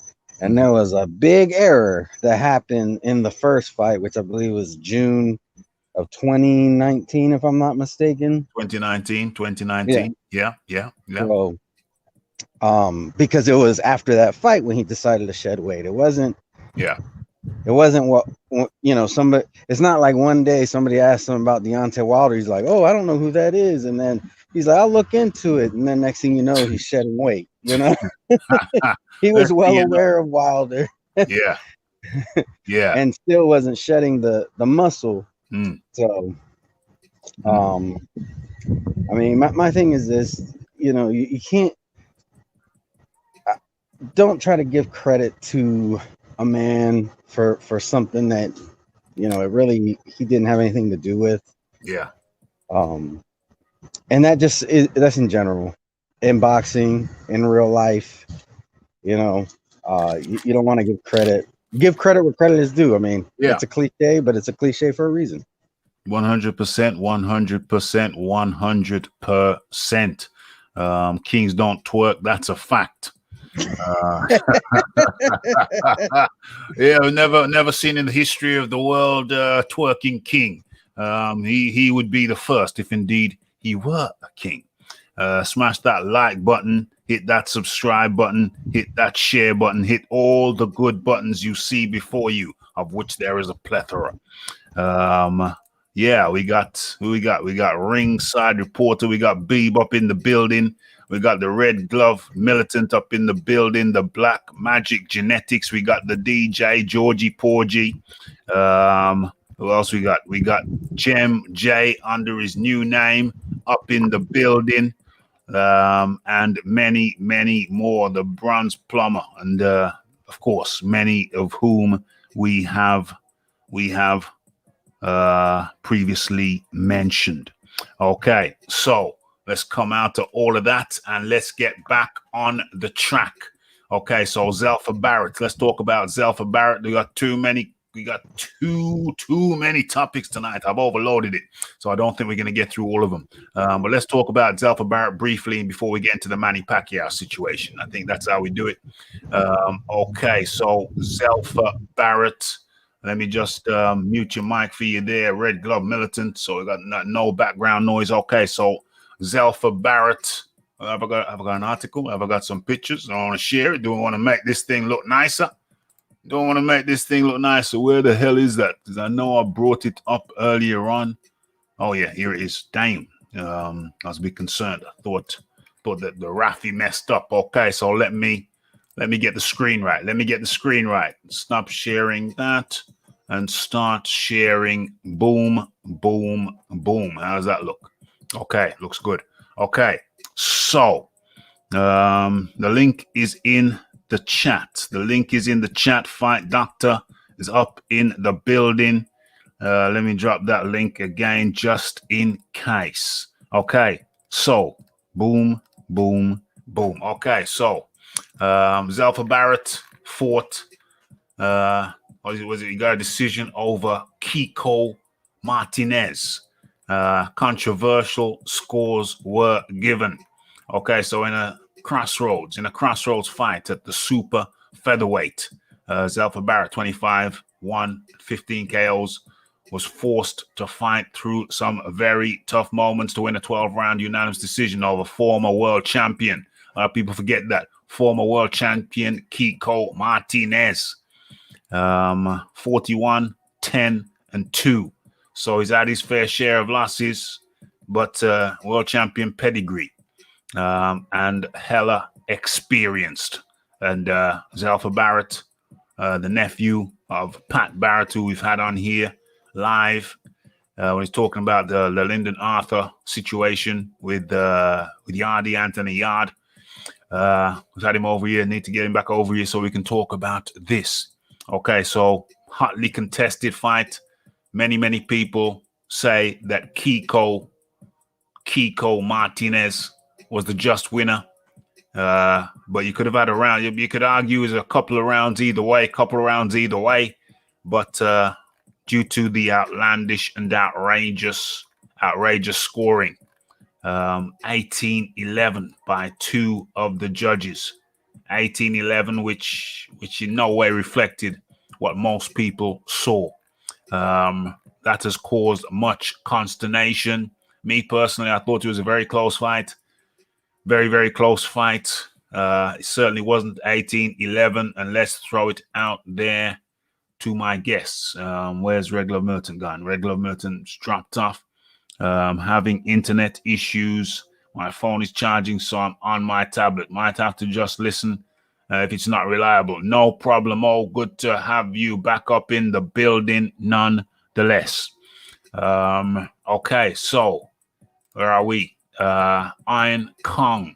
What was your take on the fight? What was your take on the fight? Yeah, hey, shout out to Red Glove. Red Glove Militant was a person who gave me my first ever YouTube like. Red Glove Militant. I'll never Wow. forget that. He was Wow. the first person to ever leave a comment on any one of my videos or anything like that. Wow. Yeah. Dang. So shout out to him. Gotta appreciate that. You gotta respect that. Yeah, man. So the Zelfa Barrett fight, I thought he got beat up, right? He was getting beat up in his last fight when he was fighting at Eddie Hearn's the fight camp backyard thing. Back garden, yeah. So he was getting beat up in that fight before he landed his big shot. He was getting beat up in this fight. No, the thing is, you hear people saying it was a fix and all that. Let me tell you something. People don't fix fights like that. If you're gonna give somebody a little hometown cooking, you're gonna make it a split decision win. That was not a fixed fight. That was just incompetence. That was just poor judging. People don't fix fights and make them that wide and make it obvious. People give hometown decisions in split decisions, majority decisions, or if you don't want to give it to a win, you give it a draw. Right?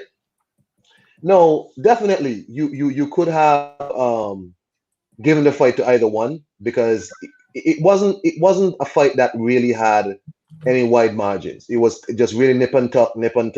Yeah. And so if you wanted to give it to Zelfa by one, fine. Yeah. If you want to give it to Kiko by one, fine. And I'd have been fine by that. If it was a draw, cool. But let me tell you something. You know, I just gotta tell people again, that wasn't a fixed fight. That was just bad, just incompetent judging. Yeah. Yes, I remember a guy who was on another channel. I forget his name. He made a point. He says he was talking about the mob and fixing fights, right? And he said the mob didn't actually fix fights like that. And he's not the only person who I've heard say that. He says the mob figured out that you can't fix these fights. People are gonna stop coming to the fights, right? And you're not gonna make any money, right? So what I'm saying is that's not a fixed fight. What that is judging incompetence. You fix a fight, give it a hometown, the hometown decision by a split decision. That's my opinion. Yeah, by a split decision. Big up Rasta Black Magic Genetics. Okay. Yes. Okay. Yeah. So yeah, it was close. The scoring was abysmal. Eddie Hearn spoke out against the scoring. They got to fix up. He said if they don't get the scoring right, then that will be unappealing. Coming to England, UK would be unappealing. And so I agree. They got to fix up with the scoring. They got to get it right. It was a close fight. Could have gone either way in my book. Talking about running it back, I don't know. I'm not. In a world champion fight, run it back, yeah, sure. But to me, it's no disgrace on Zelfa Barrett. He's a young guy coming up, and he got in there with an old and wily veteran, who. And this is another point that I want to make. Let's have a look. What's going on here? I love the sport too much. The mafias know this. People stupid. They love the sport too much. The mafia knows this. My point is this: when these guys come over to fight on a matchroom card and an Eddie Hearn card, Eddie Hearn saw what happened with Joseph Parker. Joseph Parker came over for one fight, then he got a slew of fights. For far greater money than he would have been making back home in New Zealand or even America. And who else is another example? They brought Andy Ruiz in. He did well. Then boom, you got two big paydays. Well, one small payday. Well, 5 million small, but one good payday and one awesome payday. 5 million, and then it was supposed to be doubled up to 10, but he got something like 12. Okay, one awesome payday. So people know if they come over, fight on an Eddie Hearn card, fight a name guy, or even look at what's that girl who beat Shannon Courtenay? What's her name? Rachel Ball. Even Rachel Ball, she beat Shannon Courtenay, and now she's a fixture. Now she's going to be rich. So we cannot overestimate or overlook the fact that when these guys come over and they're supposed to be okay fighters, decent fighters, but they're going to come over and get beat. No, they're saying no. Lara said no. This guy Martinez, he said no. He came over and he gave it his all. So what these matchroom guys need to understand is that every fight now, for these guys coming over from Mexico or wherever, America, wherever. To them, to the visitors, it's like a world championship fight because they know if they're fighting on Matchroom, they're fighting for Eddie Hearn, they're going to be making a steadily very good income. Even guys like Marius Wack, he's been on how many Matchroom Eddie Hearn cards because he proves to be a sturdy guy that's hard to get the hell on up out of there. So Matchroom guys now, they have to realize and understand that for every fight they have now, they have to look at it as a world title fight. They really have to take it that serious because these guys who are supposed to be okay or supposed to be good, they're coming over and fighting their hearts out. Okay, so we got a little bit of politics talk on here. While telling White to sign with BBC and fight eliminators, how is that different from the Mafia? Well, Wilder was acting like he was some kind of Don Corleone, calling the shots. So yeah, you fight him, then maybe you get a crack at me. Get the hell on out of here. Where is he now? Where is he now? Dude might be semi-retired. Just turned down a Charles Martin fight, allegedly. WBC, whoever were trying to make a Charles Martin fight, and now allegedly, Deontay Wilder pulls out because the money wasn't enough. The money wasn't enough. So there you have it, and there you have the Zelfa Barrett Kiko Martinez fight. Any final words on that topic, Iron Kong?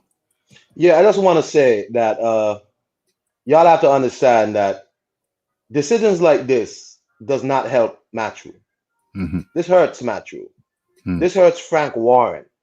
This hurts the entire sport in England as well as just everywhere else because people had already said boxing is corrupt. Yeah. I've been hearing that since I was young, that boxing is a corrupt sport with people like Don King and all these people. Yeah. The judging situation in boxing, the refereeing situation has to get cleaned up. This, you know what I'm saying? Like, this doesn't help. So I'm not going to sit here and say Eddie Hearn fix that because that's not that only helps. I mean, hurts Matchroom, and it doesn't help Zelfa Barrett because Zelfa Barrett is now number 6 in the IBF 130. They keep pushing him higher. Yeah. How long until he has to fight somebody that really is going to expose him bad? Because Kiko did a good job at exposing him because he has Tevin Farmer at number 7. He has Martin Ward at number 4. Eddie Hearn has like 3 people in at least the top 8. Tevin Farmer, Zelfa Barrett, Martin Ward. So is Zelfa going to be pushed into a situation where he has to fight Martin Ward in an eliminator because they've just ordered Rakimov versus Ogawa for the championship belt.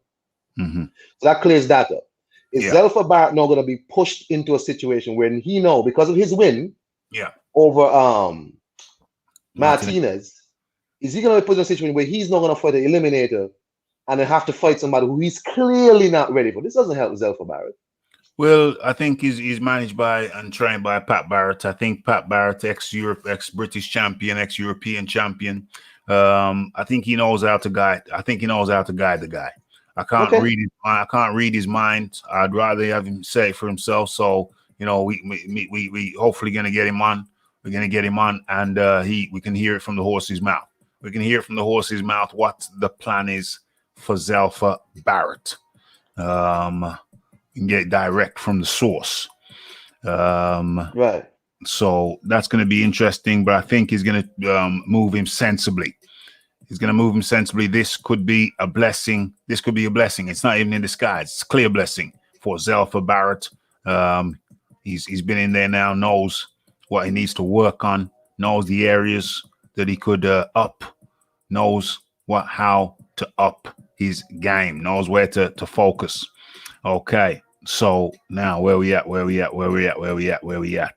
What's going on here? Bronze Plumber said, not the case to be banned. They needed 2 to 3 votes. They failed. What happened here? They're talking about Donald Trump. They're talking about Donald Trump. Just looked it up. You're right. Back to boxing. Okay. 2 times heavyweight impeachment champion. Okay, so let's get into the main thing. Let me just make sure I've dropped this link in the chat, and we're going to get into the main thing over here. And for that, I'm going to open up. I'm going to stop sharing that. Where is that? So, yeah, let me get that out of there. Stop sharing that. And where are we? Where are we? Let me line this up. Yeah, okay, that's there. So let's share this. And this will be the final piece for the evening. Okay, so let's line this up and get cracker lacking. Okay, let me make sure that you can see what I can see. And yes, you can. Okay, so topic turns to Pacquiao. Pacquiao said, I told Crawford's promoter I want 40 million for the fight. OMG. Okay, so according to let's get this right. According to 8 division world champion Manny Pacquiao, he's ready to fight anyone with a world title. Okay, so Pacquiao, who's nearly 43, was recently stripped from his WBA welterweight title due to inactivity. The Filipino superstar has been out of the ring since July 2019, when he won a 12-round split decision over Keith one-time Thurman to capture the WBA title at the MGM Grand in Las Vegas. Okay, so the WBA made Pacquiao the champion in recess while elevating Yordenis Ugas to the position of full champion. And there you see the Pac Man in training. Okay, so he's not running away from any potential fight, apparently. Pacquiao claims that he spoke with Top Rank's CEO, Bob Arum, about the possibility of a fight with WBO welterweight champion Terence Crawford. However, Pacquiao wants a hefty sum of money for such a fight. I'd like to fight somebody who has a title. We told Bob, get 40 million and Crawford gets 10 million. What a very cheeky chappy. Cheeky chappy. I will fight anyone. You know me, I don't back away from any challenge. Bring them on. Pacquiao says he's also willing to face WBC IBF welterweight champion Errol Spence and 4-division champion Mikey Garcia. Was another name mentioned as a possible opponent. The veteran boxer revealed to the paper that he's currently, 5 pounds away from heavyweight limit. Pacquiao's career is now guided by Paradigm, sports and management outfit owned and operated by RDCR. The company recently issued a notice saying a development is forthcoming. Okay, so what's this? The last sections here. Pacquiao has backed their statements, making reporters aware that something big is in the works. At the start of the year, Pacquiao was negotiating a cross-sports boxing match with UFC superstar Conor McGregor, who's also represented by Paradigm. That scenario went up in smoke last month when McGregor was knocked out by Dustin Poirier at UFC 257 in Abu Dhabi. Okay, so I think I'll lead out with this. 40 million for a fight with Crawford. Surely you cannot be serious, man.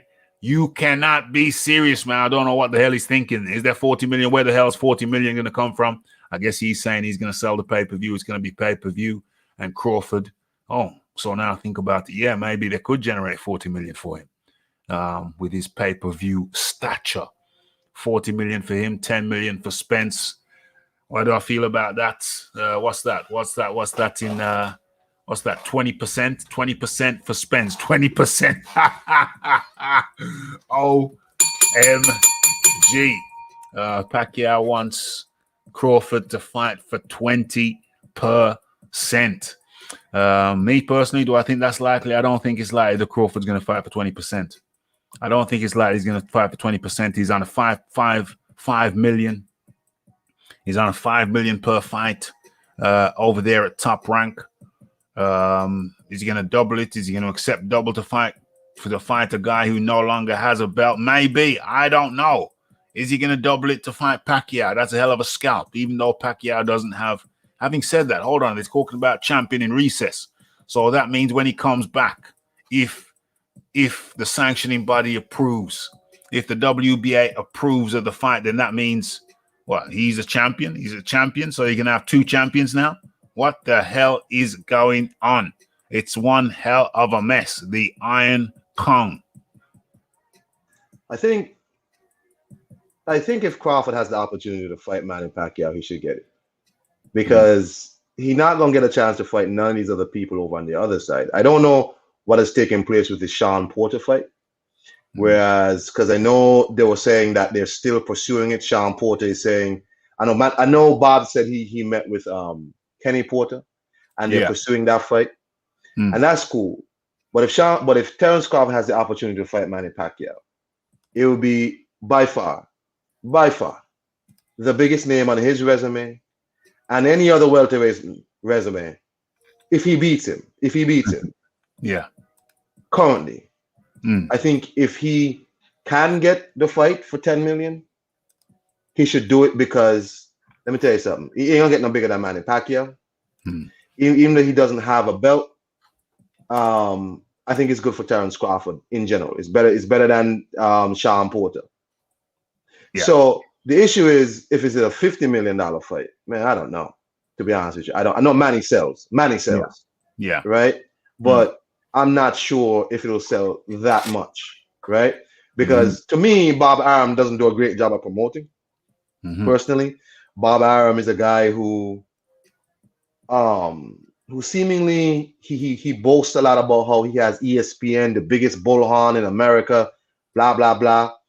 But it's like, I don't really see the type of promotion that you can do on ESPN that justify this big bullhorn. So is Bob Arum going to do the work to promote this fight? Because thus far he doesn't seem to really be into promoting these days, to be honest with you. If it's a $50 million fight, I don't know. But can they haggle it down a little bit? I hope so. But if the fight is possible, if they can get a site fee for this fight outside of America, that's another thing. If you can get somebody else to pay for this fight, right? That's the most important thing. Get somebody else to pay for it, with your site fee, all of that. Then I say Terence Crawford should take the $10 million. That's my opinion. Because Errol Spence can't then say, well, you took whatever percent against Manny. You tell Errol, hey, you ain't Manny Pacquiao, sir. You ain't Manny Pacquiao. For real. You understand? Yeah. So maybe there is 50 million in it. Maybe there is 50 million. Maybe it is a $50 million fight, and that's the opening offer. 40-10. Maybe Pacquiao could go 35-15. 35-15. Maybe I'd be a bit more comfortable with that. But yeah, it's a scalp. It's a scalp. Why would you not take a scalp if you are Terence Spence? It's an interesting take on the whole thing. Why not just take the 10? Okay. We're going to go through a few of these comments. If anyone give me 4 minutes. I like the creative censoring of the profane words. Order. Creativity, order in the building. Fitting for a boxing channel, 100%. You know, if you ever see anybody come up with the bell, you know where they got it from. They got it from the Rafi. Godzilla would duck and ask for 30 mil. Take the 10 and be the man who retired Pacquiao. Poor man's dinosaur is a real diva. Did he do 50 million with AB or Keith? Because those names were a lot bigger than Crawford. That's an interesting point. I think he got 20 mil against AB. That's an interesting point. That's why the figures seem ambitious to me. The figures seem ambitious to me. If you got 20 mil against Adrian Broner, how's he doubling that against Crawford? I really have a problem with that, and that's a problem. That's a conundrum that we are going to be chopping up in the coming days and weeks. I think that 40 mil is an ambitious figure, but we're going to be seeing We're going to be seeing how that works out. We're going to be seeing how that works out. And with that, Iron Kong, we've come to the end of another show. And I think we did it quite successfully. We did it in under 2 hours, and that's quite a few subjects chopped up. Of course, we had the Tanaris Robinson, the LDBC man, who was kind enough to drop in and share his thoughts and observations. And of course, we still with us now. We have the Iron Kong. Iron Kong, it was a good one. We got it out of there in under 2 hours. So I'm very happy with that.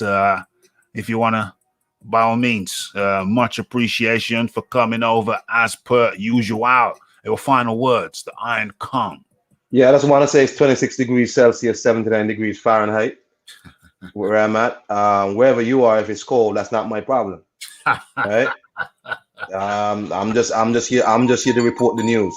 It's 26 degrees Celsius and 79 degrees Fahrenheit. Right? Okay. So the Iron Kong giving us the lowdown on the temperatures. On the temperatures that I should be experiencing, but fear not, time is longer than rope. Okay, Iron Kong, much appreciation to you. Peace, bro. Peace. Peace to you, my brother. Peace to you. That was the Iron Kong who came over here. He was gracious enough to come over as per usual and share some time over here at the Raphael Dawkins Combat Radio. Of course, he's got his own channel. For all, absolutely. Go check him out. Iron Kong was bang out of order for that. He had to sneak that one in there. OMG. Okay, folks. So fantastic show as usual. Very much enjoyed the Iron Kong. Always great panelist. Absolutely. And let's not forget the Tanaris Robinson. 79 degrees over there as well. OMG. Over there in Florida. What we got here? Great show as per usual. And much appreciation for the super chats coming from the Bronze Plumber and, of course, the James Jameson, always supporting. And for those people who don't manage to catch the show live, always remember that we have the PayPal option in the description box. So even if you're watching on replay, you can still share a little bit of joy and happiness by hitting that PayPal button and contributing to the smooth running of the Raphael Dawkins, the Combat Radio, the Fury thing. I want to keep that topic for another day, tomorrow or the day after. I always like to have more topics. Can't run out of bullets. Can't run out of the heavy shelling. So I want to say thank you to everybody and look out for a show either tomorrow or a Wednesday. It's the Raphael Dawkins. It's the Combat Radio. It's the much appreciation going out to everybody who jumped on the panel. The Iron Kong, the Tanaris Robinson, and of course, the Red Gloved Militant. And I'd like to give a shout out to all the super chat dominators. Where are we? The Bronze Plumber. The James Jameson, the Tone. Much appreciation to you guys for helping with the smooth running of the show. And much appreciation to everybody. To everybody who took time out of their day to come over here and participate. Participate in the show. Hit that like button, hit that subscribe button, hit that bell icon for notifications, and hit that share button. It's the Raphael Dawkins. It's the Combat Radio. It's the like, it's the subscribe, it's the comments, it's the shares. And I am out. Blessed.